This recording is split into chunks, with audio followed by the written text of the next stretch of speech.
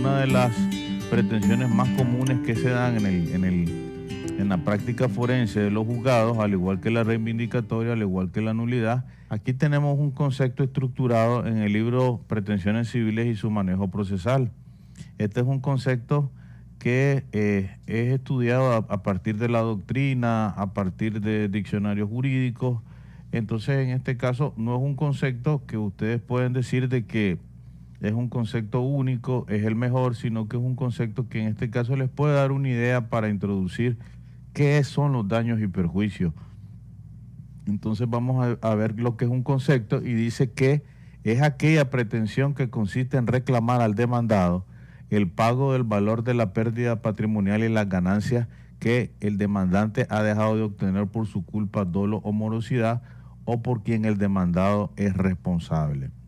Este es un concepto bastante sencillo si ustedes lo miran, pero lo vamos a desmenuzar, como se dice popularmente. Vamos a hablar de los elementos que este concepto puede presentarnos para efectos de estudio. En primer lugar, la pretensión de daños y perjuicios consiste en el reclamo que tiene en este caso de la víctima de un hecho dañoso que puede ser contractual o extracontractual, como lo vamos a ver más adelante. Entonces la víctima, el afectado del daño, reclama judicialmente una cantidad equivalente a la pérdida que ha tenido en su patrimonio y también las ganancias que ha dejado de obtener debido a daño que le ha provocado, en este caso, el responsable del daño, que es el demandado, o por quien éste es responsable. Después vamos a ver entonces en qué consiste la responsabilidad civil objetiva y la responsabilidad civil subjetiva. En primer lugar, entonces la pretensión consiste en un reclamo, de tal manera que lo que se pretende obtener con esta clase de pretensión de daños y perjuicios es una sentencia condenatoria de pago. Eso es. Ahora, los daños y perjuicios pueden derivar de un daño directamente patrimonial, es decir, en este caso, en el patrimonio activo del demandante, o puede también ser provocado por daños morales, que no se mira muy frecuente una indemnización por daños morales, pero que en este caso la ley y la doctrina, así como la jurisprudencia, lo contemplan. Entonces, el reclamo se dirige a obtener un resarcimiento, una indemnización o un pago de los daños que significan la pérdida patrimonial sufrida. En este caso, la víctima del daño, que es el demandante, sufre un detrimento en su patrimonio activo debido, en este caso, a la conducta reprochable del responsable de los daños, debido a culpa, dolo o morosidad, o simplemente cuando se trata de obligaciones derivadas de contrato. Entonces estamos hablando del incumplimiento de las obligaciones. Entonces, cuando hay una pérdida más patrimonial se le llama daño directo o daño material. Cuando se ha dejado de obtener ganancias lícitas de parte del afectado, entonces se le llama lucro cesante. Entonces vemos que los componentes de los daños y perjuicios son dos. El daño, que significa la pérdida del patrimonio, un detrimento patrimonial, y una pérdida de aquellas ganancias o provechos o beneficios que el demandante pudo haber obtenido si se hubiera cumplido la obligación o no se hubiera producido el daño, pero como así fue, entonces estas ganancias, provechos o beneficios se han dejado de obtener. Entonces lo que procura en este caso el demandante es que mediante su reclamo, que debe ser demostrado en el proceso judicial, la autoridad judicial declare al demandado responsable de los daños y le ordene pagar esto. Es decir, los daños pueden ser una sustitución de aquella pérdida patrimonial sufrida en virtud del daño. Este concepto también nos da luces acerca de la legitimación activa y la legitimación pasiva. Recordemos que la legitimación activa le corresponde, en este caso concreto, al afectado o a la víctima del daño. Es entonces el que tiene el derecho de reclamo frente a aquel que lo ha afectado patrimonial o moralmente, y le ha provocado pérdidas en su patrimonio activo. Y la legitimación pasiva lógicamente le corresponde al que ha causado directamente el daño o contra la persona quien es responsable del que causó el daño. Y aquí nos vamos a detener un poco para que ustedes miren de que no siempre la demanda debe dirigirse contra la persona que directamente ha causado el daño. Entonces aquí nos vamos a detener un poco. Miren esto. Hay dos clases de responsabilidad civil. La responsabilidad civil es la responsabilidad de pago derivada de los daños y perjuicios. Entonces la responsabilidad civil puede ser subjetiva o puede ser objetiva. La responsabilidad es subjetiva cuando directamente se reclaman los daños y perjuicios al causante del daño precisamente. Es decir, la responsabilidad personal del causante del daño, y es por eso que contra él se dirige la pretensión de daños y perjuicios.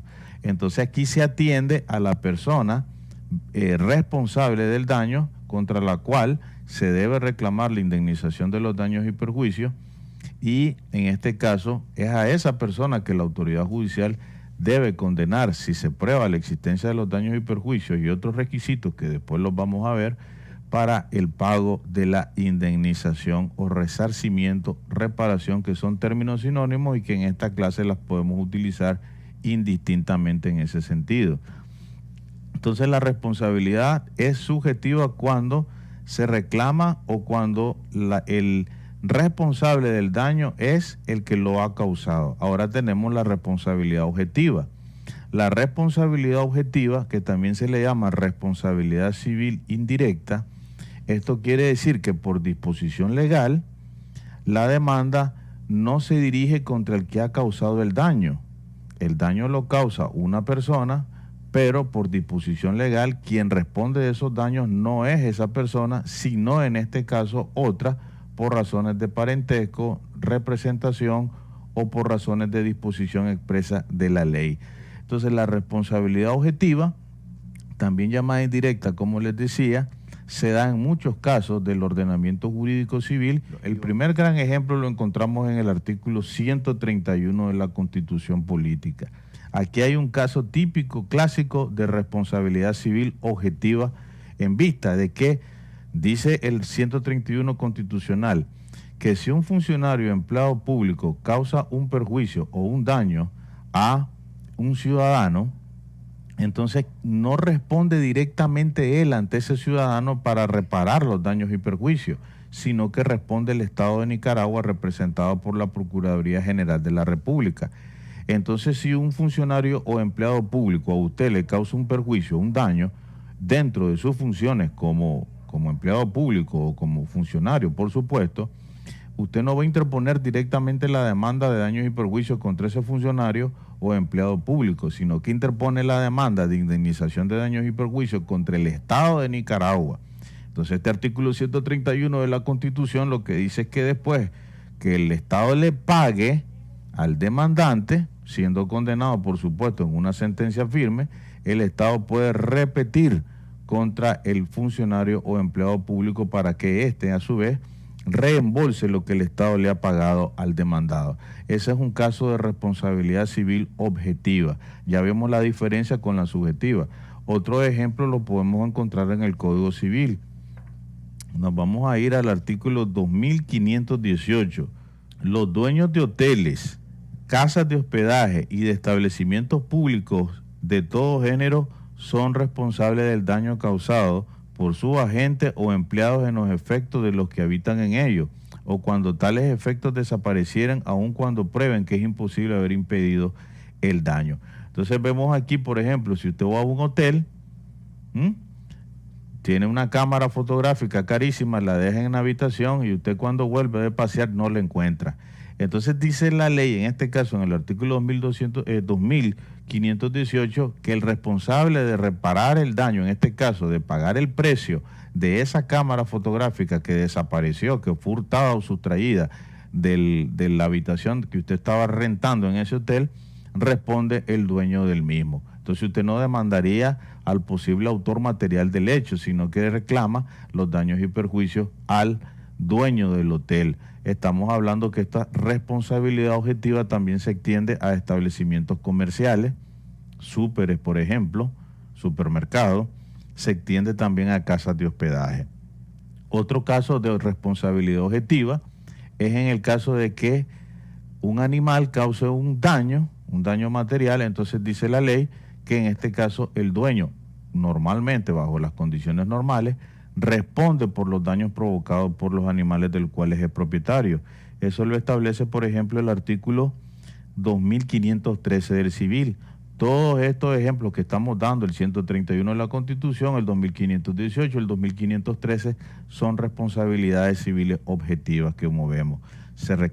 No se reclama directamente al autor del daño, sino en este caso a la persona que es responsable del autor del daño. Y el último ejemplo que vamos a tener en este caso, por ejemplo, el artículo 2514 del Código Civil. 2514 dice que el dueño de un edificio está obligado a reparar los daños ocasionados por la ruina de este edificio cuando esto hubiera ocurrido por falta de reparo o por vicios en la construcción. Entonces, si hay una propiedad, un edificio, una casa de habitación, se desploma una pared, entonces el afectado, que sería en este caso el dueño de la vivienda colindante, le reclama al dueño en este caso por siempre y cuando demuestre que hay vicios de construcción o en este caso la pared en algún momento necesitaba reparación necesaria o reparación oportuna y en este caso el dueño por negligencia no lo hizo. Entonces aquí vemos algunos ejemplos de responsabilidad civil objetiva.